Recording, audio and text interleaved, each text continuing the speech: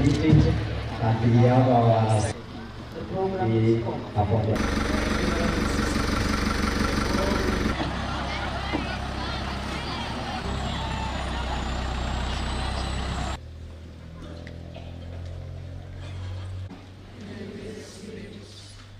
My dear students, I don't know the greetings of your chaplain.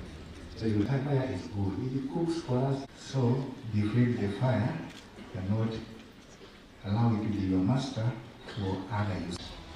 And especially when the other one was singing now in the middle. Mass, I invite all of us within our school community.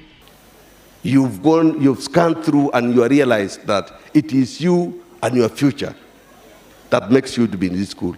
So it is better to focus, do your best here, move on without any problem in future. Once you've been arrested, your name goes into some list. Whenever you look for a job, they check.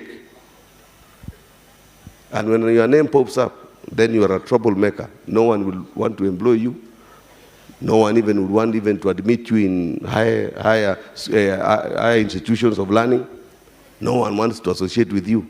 And it is a small one-night thing. So let us avoid all those. Let us, every other time, remind ourselves as to why you are here. Mimi niko na jambo moja kwenu. Najua Mungu amewabariki, amewapatia watoto. Na mimi naomba tusidi kuwaombea watoto wetu, tuketi chini pamoja nao ili nidhamu isimame imara. Na muwaombee na muwatakie kila laheri. Tumekubaliana? Walimu oye. Wapi walimu siwaoni? Walimu oye. Nyinyi ni jukumu moja tu, kufundisha na kufanya kazi. Ama namna gani?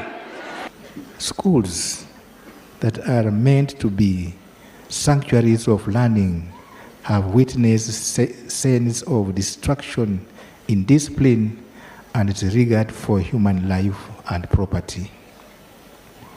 Let me be equivocal. Such conduct has no place in our Catholic schools. It is contrary to everything we stand for, everything we teach, and everything we believe.